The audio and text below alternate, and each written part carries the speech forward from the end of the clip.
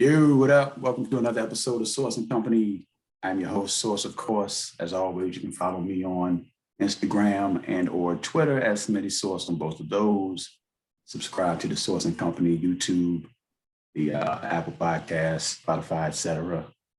And you can check out the Source NCO podcast _RVA Instagram, where all the show information is housed. All right. So it's been a couple of weeks since we did anything, but we back at it, and finally got this guy in here. He is a 804 young man who is out in the world doing his thing. He actually started out at Hanover. I'm gonna start at Hanover.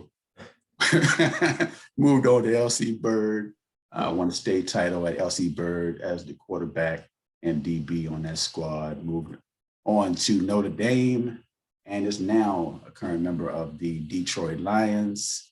His name, and his dad was my teammate back in high school on the basketball court. We might talk about that a little bit. Jalen Elliott. What's up, Jay? What's happening, man? Thanks for having me. No, bro, appreciate you taking the time, man. I know you're busy.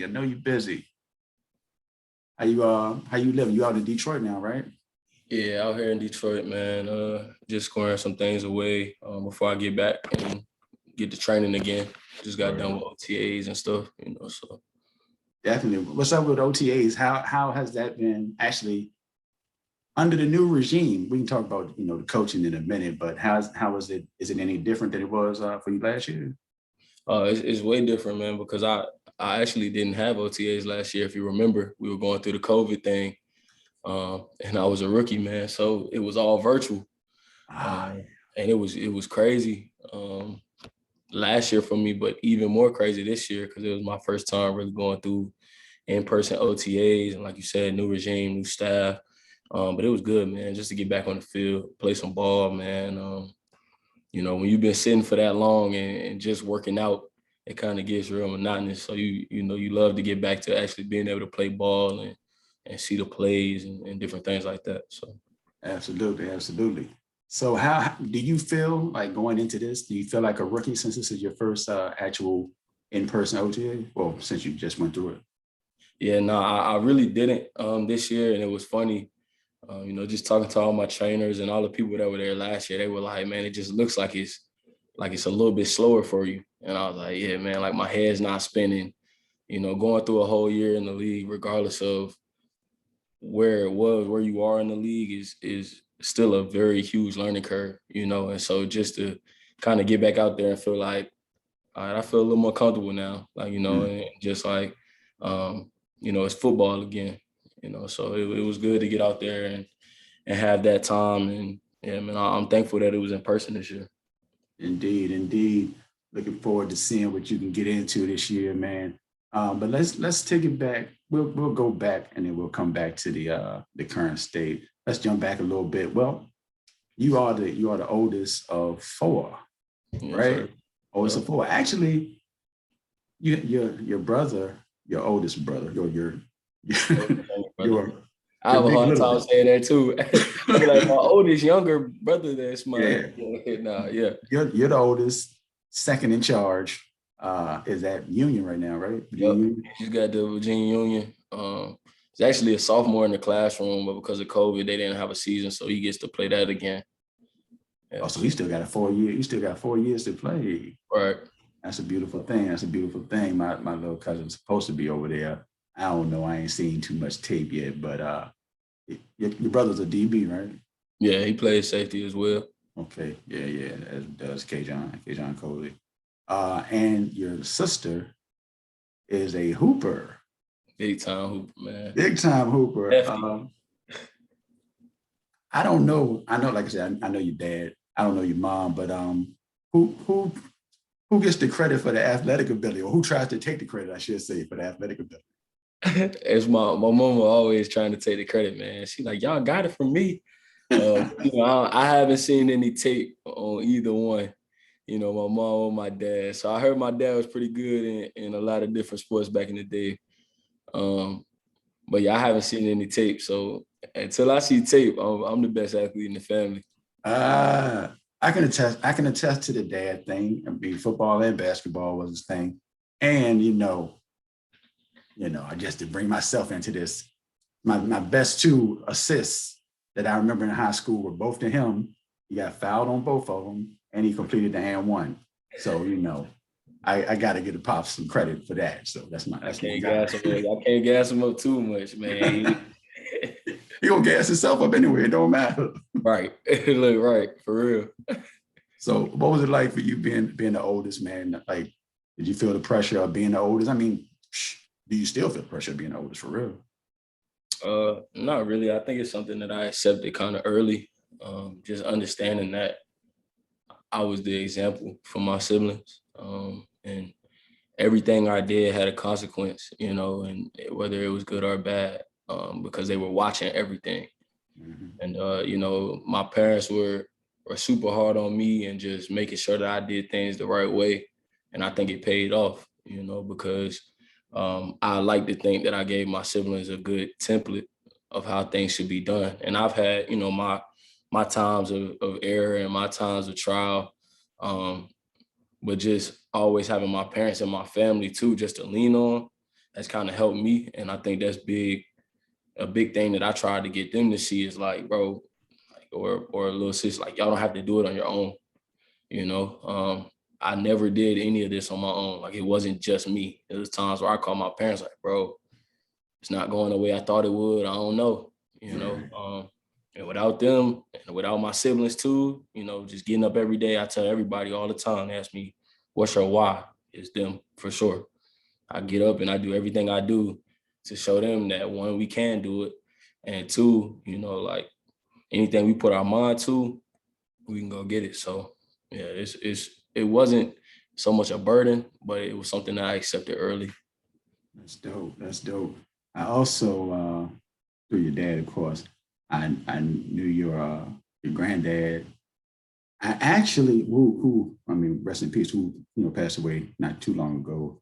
I always give credit to Mr. Elliott, to the family, really, because I used to go over their crib like before games. Your pops would cut my hair when I had hair. Your pops would cut my hair, whatever. We'd listen to music, vibe before the game, before practice or whatever.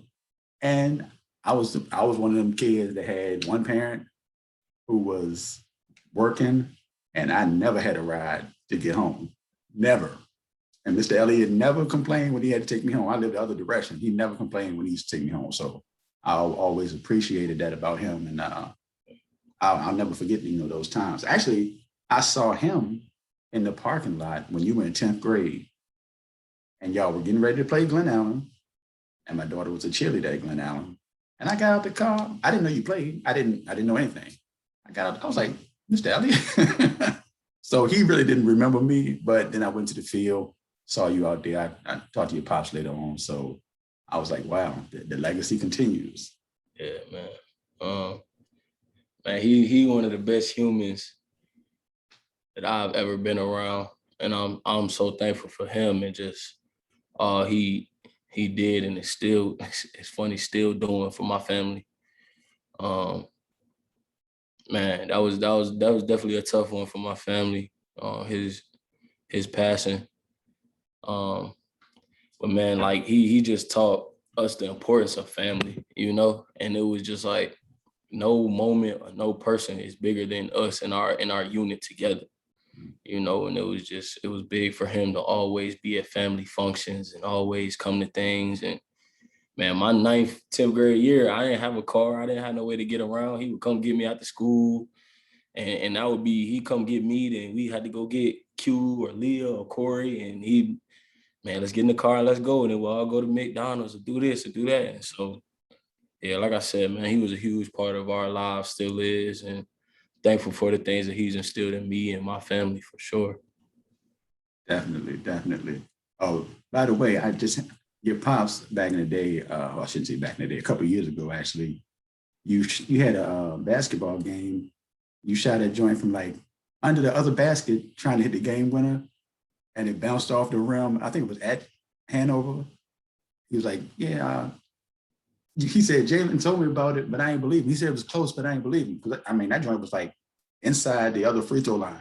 And it was on target, and that joint hit the back of the rim, bang, Y'all went to like overtime, double overtime. Anyway, that's just one of them small memories that I remember seeing you, play football and basketball, actually. Then you moved on to LC Bird.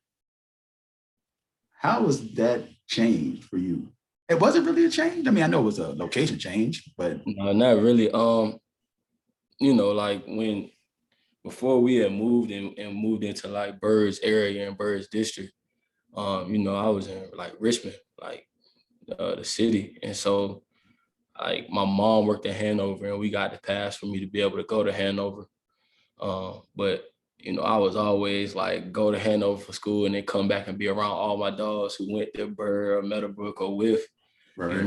and so like it just always felt like I wasn't like I was just going somewhere, and I always felt like I was going a whole hour away to go to school, and then would come back home at the end of the day and be like, bro, this is where I'm supposed to be. Like I just be like, bro, it just wasn't. I just always felt like it wasn't where I was supposed to be, and I'm thankful for all the opportunities that Hanover created. But like I said, when I finally got to come back home and go to Bird and just be around all my guys that I had grown up with, like I was like, man, I can feel it. Just feel good to be home. Yeah. And so, it wasn't really a change, man. It was like, man, finally. Right. And that did lead to a state title, run. Bird has always been a football school. But I mean, everybody has their lean years, but we were able to be part of that and really lead that squad that won the state title. What I do remember I don't know if you have any thoughts about that season, but I remember the next season, which probably not as happy a time, but y'all took that L in the playoffs to Hermitage, right? Yeah. You don't know this, or I'm sure you don't remember because you didn't know me, but I came up to you the next week. You were at the Hermitage Highland Springs game.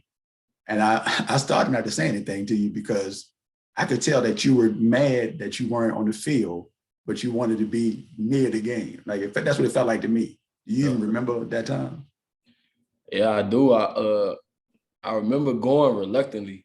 Cause I was like, man, why am I go to a game that I'm not playing in? Like I don't want to watch this. I don't want to see it. But I had some dogs on the Highland Springs team that I wanted to support, and then I had a couple of friends that were like they were going, and I didn't want to leave those boys, and not go with them. And so I went. But one thing, man, at that time, I had been committed to Notre Dame for a while, and had a little bit of a buzz around my name, and I didn't want to at all take away from the shine of the players that were actually on the field. And so the best that I could, I tried to stay kind of, off to the side, not really in a lot of paths where people would be like, yo, da, da, da, da, and so I think that was big for me because those boys earned it, man. Like Hearn beat us and Springs. Can't remember who Springs beat that year, but they won, and those were the two top teams in the area, man. And so they deserved, all the attention, and they went on to have a great game. So. Yeah, indeed. I actually a couple of weeks ago, I was gonna hit you up and ask if you were in town, but I think you had already told me you were at OTAs because they had the youth NFL camp over in the East End. I was like, I wonder why I didn't see your name or attached to it or anything. I was like, I wonder why Jalen isn't attached to this. Then I realized it was all East End people, Yeah. like Marana and Rico, Highland Springs, and not really a Chesterfield thing.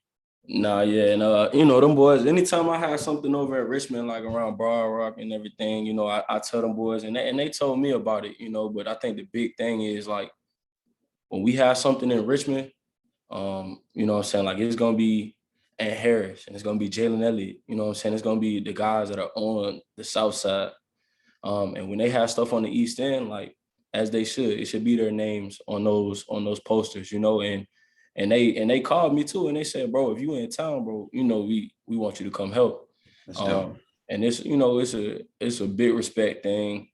All those guys that were on the flyer, man, those are good friends of mine, and I'm glad they doing stuff to empower and uplift the community, because we need more of it. And I can't wait to do a big one. I think when we were in high school, man, the problem was always like everybody wanted to work out together, but I ain't feel like driving to the East End. They ain't feel like driving to the south side, you know. So it was funny, man. Just kind of seeing it in the camp and stuff. And we were like, you know, at some point we're gonna have something for both sides where we all together. But it's the first one, you know. So Right. Yeah, that's dope though. But yeah. Shout out to 804 Sports Association. They put that thing together. It was real nice. It was a good time. Kids had fun, so it was dope. that's what it's about. Yeah, indeed. So Notre Dame. I think, well, actually, I had you on the Sports Ball podcast back when you were in college, and we talked a little bit. But how was Notre Dame? Because it seems very, you know, this right here, uptight to me. I don't know. I've never been there, but how was that for you coming from Richmond and going out to South Bend? It was definitely different, definitely a culture shock. And I kind of related to how it was when I went to Hanover the first time. Like I was kind of like everybody's cool and but it's not like home, you know, Right. and it's a lot different from home. But I think one thing that I always say and one thing that I always kind of go back to is the fact that it prepared me for so much more than like in football. I can go in any room and have conversations with any person, you know, and I'm very thankful for that. And then on top of that, my year that I went in 2016, Coach Kelly came to a couple rough areas to get some kids. And so everybody in my class was kind of in the same boat I was, just looking like what's going on, man? Like we here together now, so we gonna be all right. But you know, we had South Memphis, we had Chicago, we had South Carolina, we had New York. So we had kids from all over, California, LA, you know, like, and so it was a lot of different kids coming in at once, but we all were kind of from the same areas and being areas where it was mostly minority. Right. And coming to a place where it's only 1% Black, you know, and you like, man, like in the whole school, and the 1% is coming from the teams. We know everybody that's Black. Like we like, nah, bro, we know. So like I said, it was different, man, but I wouldn't trade it for anything. I think it helped me and propelled me as a man so much, you know, more than I ever could have been going anywhere else in the country. So Right. And you ended up being a captain in your last season, right? yeah. How was that experience? Because not that, athletes are athletes and, you have leaders on the squad.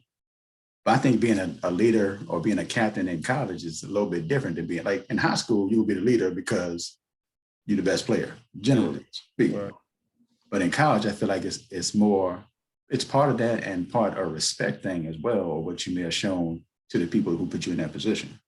Yeah, no, definitely. I was honored, man, to just have that said about me. You know, at Notre Dame, like you say, you have to make the plays first to even get considered. But, you know, just putting in that work with my teammates and learning people, like actually learning people and understanding like how they need to be led 4 years there was a blessing and an honor for me, because, you know, you get to learn like how people maneuver and how they operate and how you can lead them and how you can help them. And that's something that I think people respected. And I was fortunate enough to get voted as a captain, man. And shoot, I knew like, you know, the work was just beginning, but I was thankful and I was excited to get to work, you know, so. So now you are a graduate of Notre Dame and you were headed through the draft process, through the combines, all that good stuff. And you ended up not getting drafted. Was that like a letdown? Was it expected? Had you been told, things that led you to believe you might not be drafted, but there would be an opportunity after that? Yeah, man. So it was funny because going through the draft process, my junior year was actually my best year in college, just because, I made a lot of plays. What people don't really understand is that my senior year, it wasn't that the safeties were less productive. Our defense was just amazing. Like we had somebody at every level that was, and not saying we did in my junior year, but guys had like another year in the system. And so they understood their jobs better. They were moving faster, more free. They weren't thinking as much. And it was like, man, like, ball not even getting to me. Like, I'm back there like, bro, I'm playing in the middle of the field and the ball is not getting to me. And I'm like, man. And when it does, I tackle it, I down it or whatever. Good tackle, bro. But it's not like those big time plays that I was able to make the year before. And so, whatever it is, get into the draft process and was fortunate enough to get invited to the Senior Bowl and the Combine, right? And so my main focus at the Senior Bowl was to go and just show and prove that I'm the best safety in this draft. That's it. Like, I had no other thoughts, no other, like, I don't care if no coaches interview me at the Senior Bowl. I'm just going out here to show y'all that I'm the best safety in the draft. And I was fortunate enough to go out there and show that every day and earn DB of the week. And so for me, I did that while I was kind of training in Florida. We got back from the week at the Senior Bowl, and I'm like, bro, I did it. Like, they're like, bro, your draft stock has risen. You're the probably top 5 safety prospects in the country. Like, it's going to be good, man. I'm talking to my agent. I'm like, man, it's going to be real good. And I think that was the first time in my life that I had ever not been the underdog. And so I was like, all right, let me relax a little bit, man. Let me, man, all this work that you done put in all your life, everybody telling you want this, want that. Finally, bro, you done shown them. All right, cool. And so I get to the Combine, man, and I'm killing the interviews. Everything's going really, really well. And it was a weird format for DBs because we went on the last day. Everybody ready to get out of there. And we jumped before we ran. And, I just wasn't feeling great. Body was a little sore, and we make no excuses, you know what I'm saying? Whatever happened. And I ran the slowest 40 I could run. Like, if I didn't do anything else, I couldn't run a slow 40. Like, they was like, look, dog, you can't. You know what I'm saying? Because they know you can play football. They know you're smart. They just want to see, are you going to run well? So the whole time I'm running 4.5 this, 4.5 that. I'm like, I know, I'm going to be cool. They like, you can even run, coach is like, you can run a 4.67. We'll be fine with that. I'm like, nah, coach, I ain't going to run no 4.67. I'm 4.5 something. I'll give you 4.5 something. They're like, all right, cool. I get up on them blocks, man. Said body wasn't feeling great. I'm like, I'm going to still run it. On TV said like 4.8 something. The clocks on the coaches said 4.72. I'm like, nah. They said, hey, bro, I don't know. Run it again. 4.8 something, 4.72. I'm like, I mean, I know I'm not that slow, bro, but, like, I don't know what's going on. So immediately after, man, I broke down. I'm like, bro, I just put in all this hard work and I did this.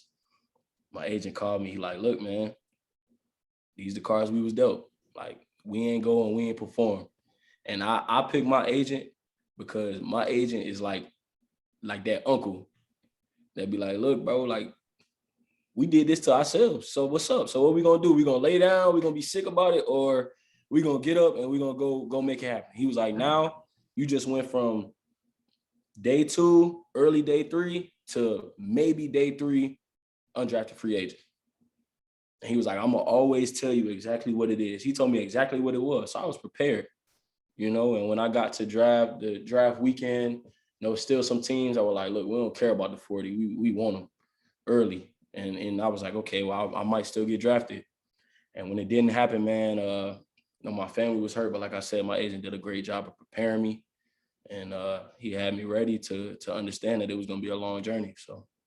Dang, that's heavy. That's heavy. I was going to ask you, even before you started mentioning your agent, I was going to ask you, did you have an agent that was,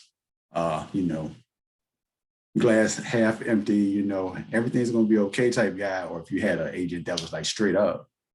No, he was like, you went out there and killed everything else, but you effed yourself up on the 40, like simple as that. And that's really, if I could tell kids anything, it's like, bro, I had a bunch of agents that were like, you're the greatest safety since Sean Taylor and Ed Reed. Like, I know what my strengths are. I know what my weaknesses are. You know what I'm saying? I know that I can play on any team in the league. Like, I understand that, and I have confidence in myself in that. But I also know that I need people around me that's going to tell me when I effed up, when I messed up, And he was one of the main dudes that was like, look, like he from DC, so he got the look at Slim, like, like we gonna look, we ain't gonna never place the things that happen to us on another man or on another woman.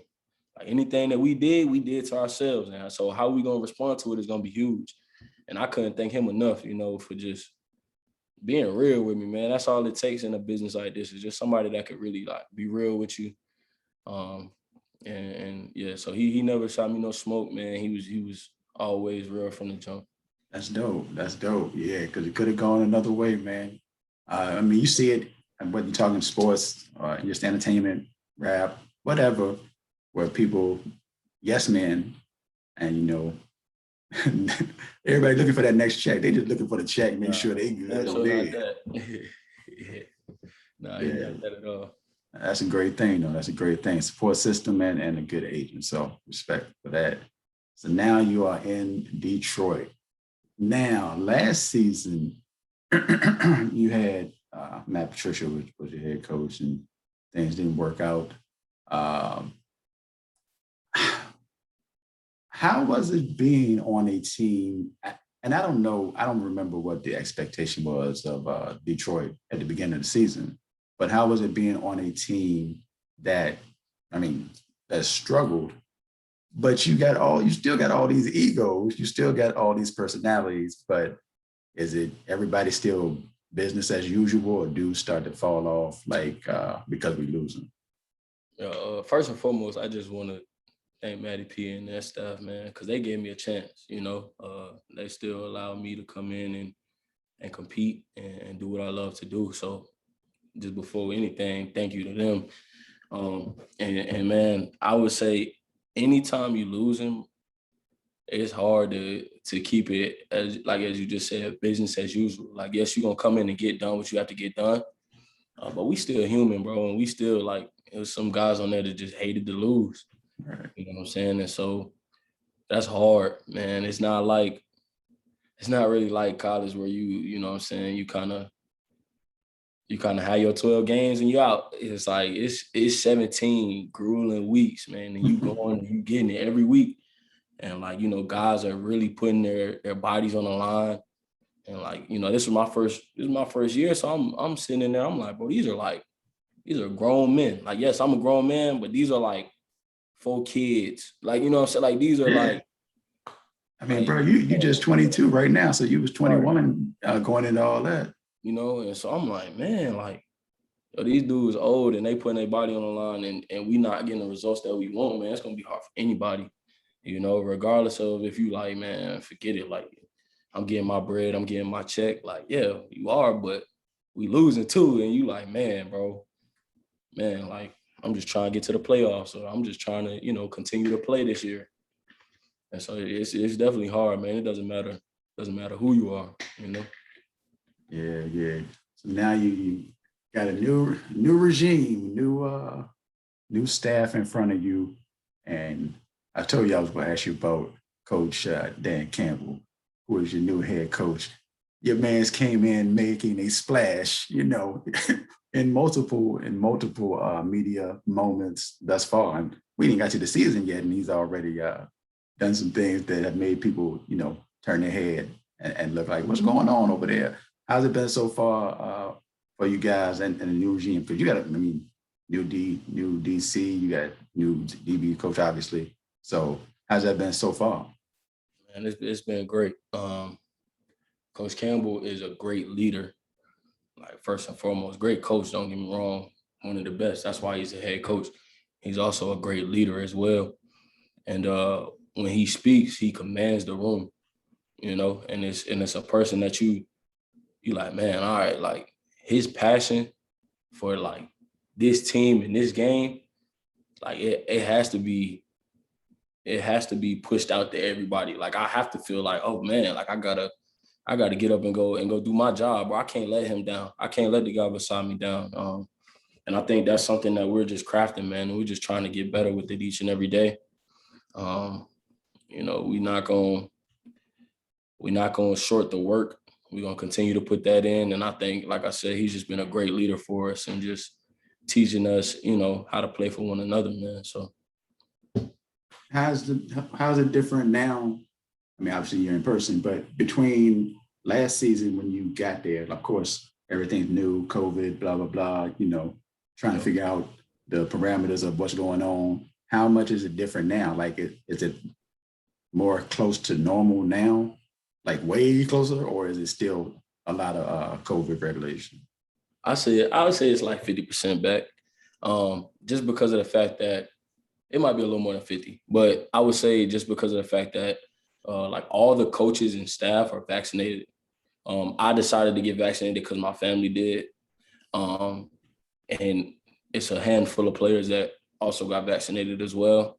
Mhm. But there's also a good group that hasn't, and I think we've had informationals and different things on it. But man, it's hard to tell somebody that's kind of stuck in their ways on the COVID view and on the vaccination view that it's safe and you should do this, and if you do this, we'll be able to return to normal.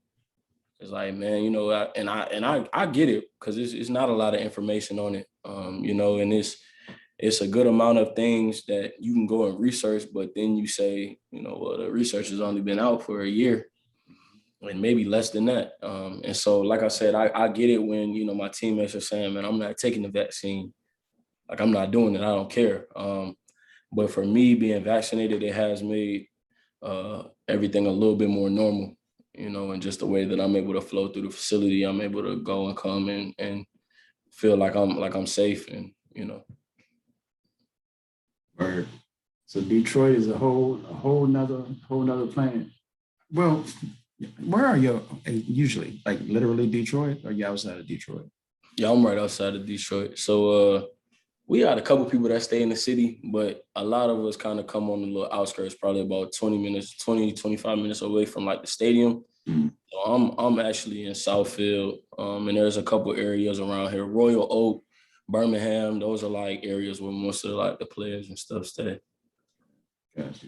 How's that lifestyle different from your 804 lifestyle? Well, obviously, you're on your own. Yeah, man. I think it's weird, man, because I had my family like come out here to like my house, and I was like, oh man, like I'm like, yeah, y'all, I got you. The air mattress upstairs for you to, but like whatever, like what I'm saying, sleep.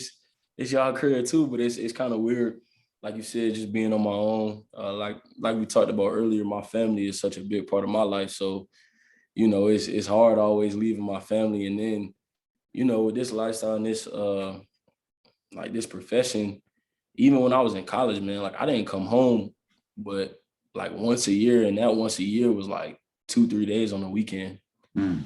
and so like it's tough, man, not seeing my family a lot. But it's also been cool, man, to kind of get out on my own and just be in a different city. That's different. Still haven't managed to get out of the Midwest yet, but maybe later. Went to Notre Dame here in Detroit. Just a Midwest guy now, I guess.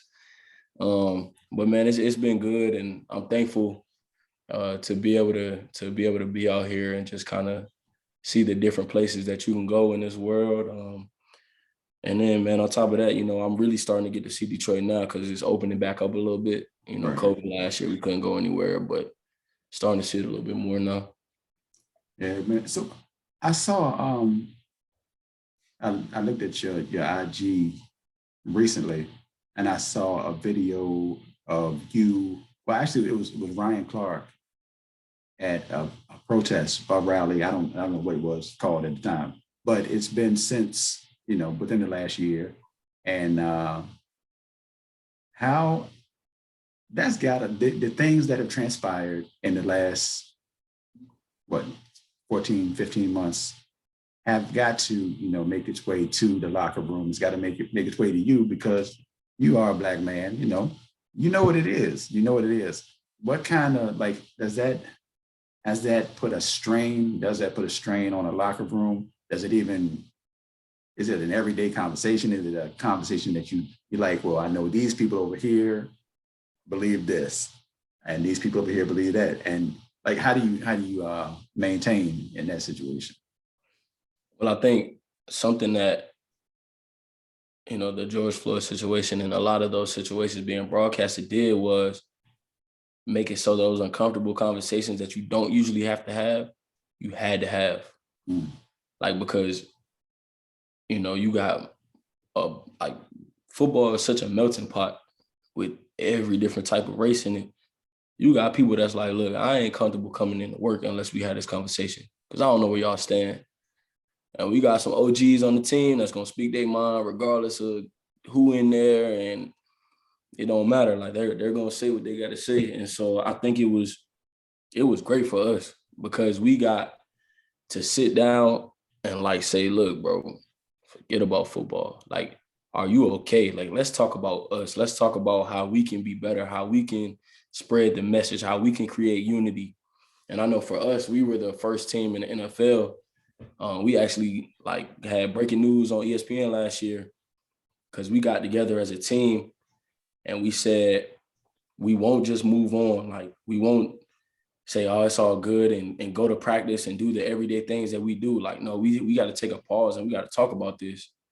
And I think the one thing that a lot of my teammates that weren't of the minority, like, kind of came into an understanding was like, no, I will never understand and feel what you feel or what you're going through, but I can listen and I can try to make sure that I push others to try to gain knowledge of the situations. And I think, bro, like, them listening was something that was so big for us in the Black community in the locker room, because it was like, bro, nobody listen and take the time to understand. Like, it's just like, oh, they must have did something wrong.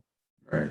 No, bro, like, sit down and listen to, like, and view the facts and understand why we're hurting the way we're hurting, man. Like, we get pulled over, we scared for our life, bro. Like, for real.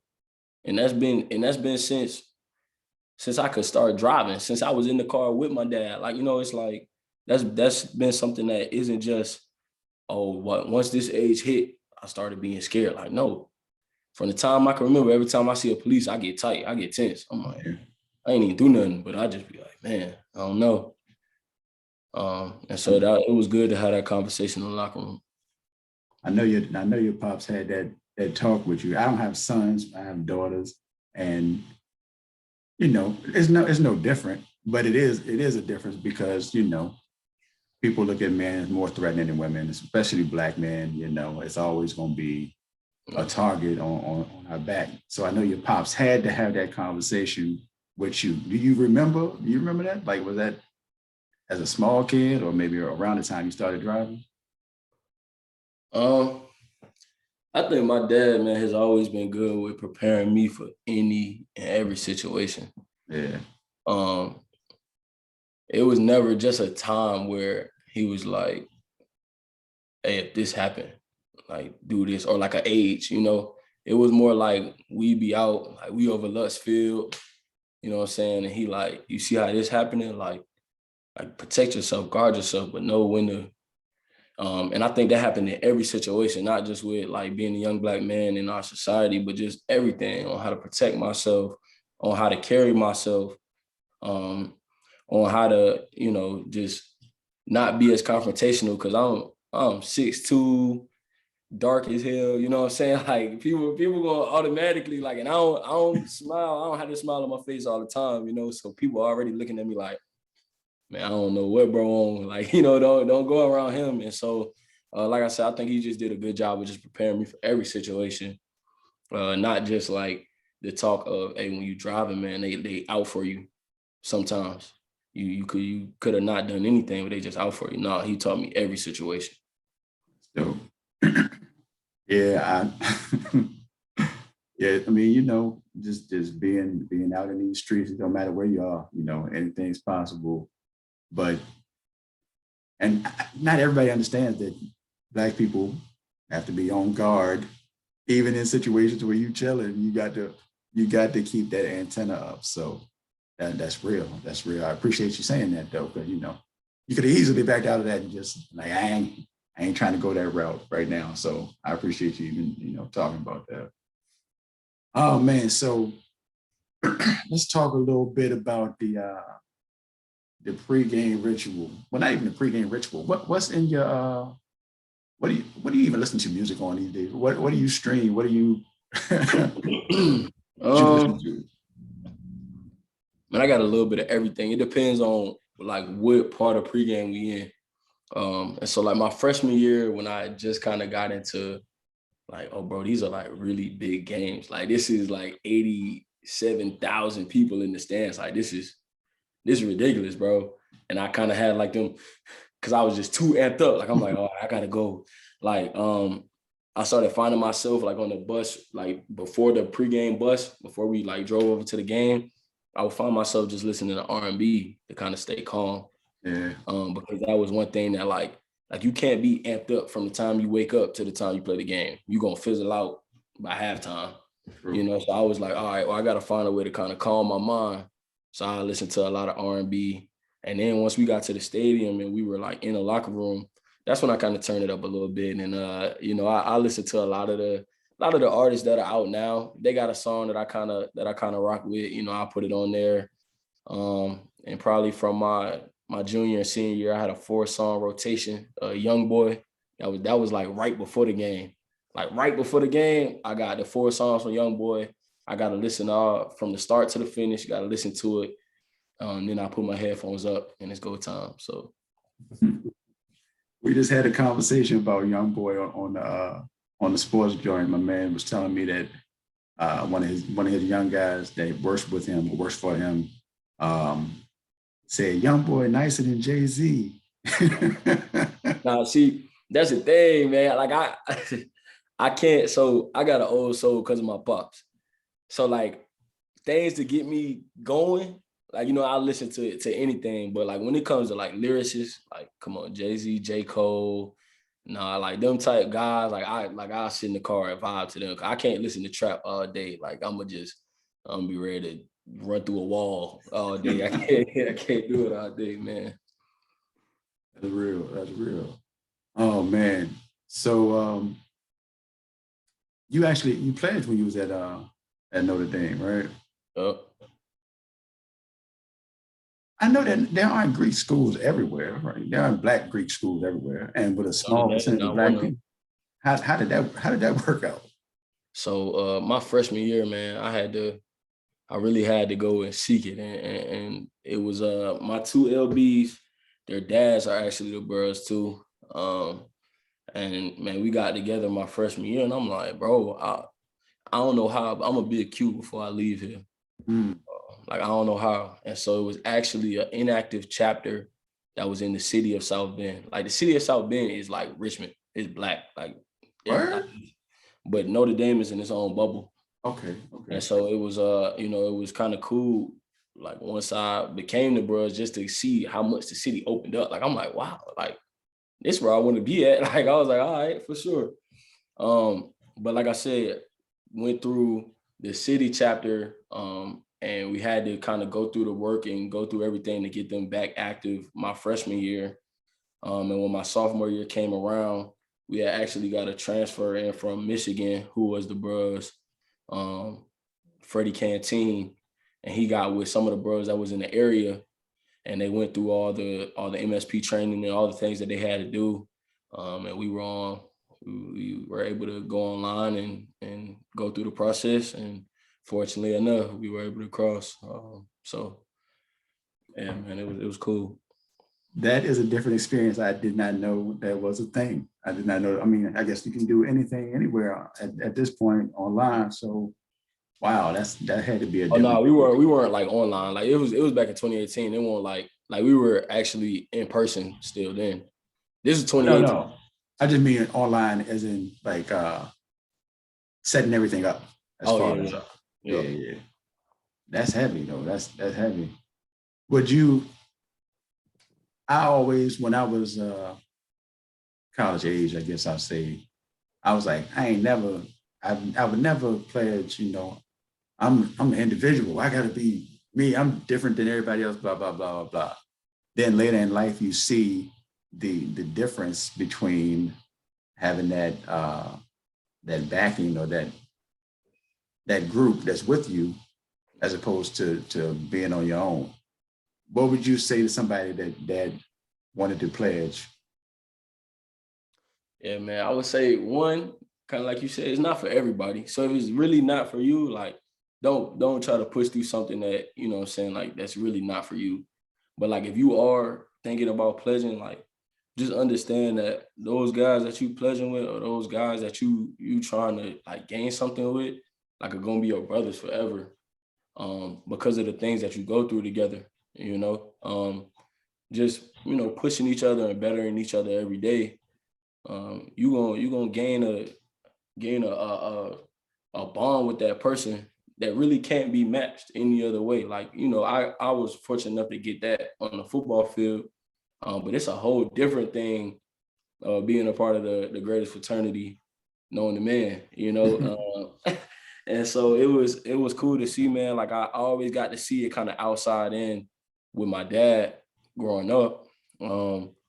But to have my own experience and, you know, to have him be a part of it and understand, like, man, you only going, you know, you only facing what other men have met. And it's been great to kind of have those brothers and, you know what I'm saying, have those people with me. But I would just say, man, like, understand what you can gain more than thinking about what you can lose, you know. No, that's dope. That's dope. All right. Well, I ain't gonna hold you too much longer, man. I know you got to get to work. I know you got business to handle. Um, Normally at the end, I just ask people, you know, what's next for them. But I mean, I know what's next for you. You getting ready for the season. But in your mind, you know, you got some goals set or some things you're trying to do in the Oh near yeah, future. absolutely. Absolutely. It's funny because I actually just wrote my goals the other day, and you know they always say if your goals not making other people go, what, bro? Like, nah, like then they're not crazy enough. And I was talking with my agent, thinking about it with myself, and you know the first goal was making the 53-man roster and being on the whole season. The second goal was starting. Like I don't want to just be on there. I want to start. I want to be a main contributor. And obviously, you know, it's the league, but that's my goal. That's where I am, and I think that it's an attainable goal. Third was having my name entered on the Pro Bowl ballot. You know, it's if you look at it, sometimes people are like, bro, the Pro Bowl ballot, like, nah, like if you gonna do what you're supposed to do, you'll be on the ballot. Now, getting voted to the Pro Bowl is, you know what I'm saying, a goal in itself, but I at least want to show like, hey, you gotta watch out for this kid. Like next couple of years, he gonna have serious votes on there. Want my name on the Pro Bowl ballot. Um, this is a off the field goal, but I want to make more money off the field than I do on the field this year. So pushing myself to find different things that I like and that I'm good at, that can kind of make me money and push multiple streams of revenue. And then, I mean, obviously, probably my real first one is just growing stronger in my faith every day. That's always gonna be a big one. And then the last one was taking my family on a vacation. So pushing everything for those goals, man. Trying to get That's them done. that's dope. That's dope. Man, I appreciate you jumping on. Last question. Did you pick 42? Did you get 42 because it's double 21? Talk to me. It's funny, man, because they hit me and said, yeah, you're gonna be wearing 42. And I was like, man, what's the significance of 42? I'm like I'm like, we got 6 people in my family, like 4 plus 2. Nah, that's whack. Then I said, hold up. I said 21. All right, 21 times 2, that's 42. All right, I'm gonna rock with it. And that's just kind of where it came from. Being an undrafted guy, you're not picking nothing. Like you gonna Right. get what you get, but I made enough plays in it and like, you know, like during camp and to kind of make it mine and just feel like they were like, all right, 4-2, you know, and it just kind of stuck. So if I have the opportunity to get 21 back, you know, at any time in the league, I will. And they just, who knows, they just put a single digit in effect. I might get that Uno back at some point too, man. You know, we'll see. That's dope. That's dope. Jalen, I appreciate you taking the time to talk to me, man. Um, any last words for the people? No, just appreciate you having me, man. Blessings to you and thank you. No doubt, no doubt. Once again, Detroit Lions, Jalen Elliott, 804 zone. Out here.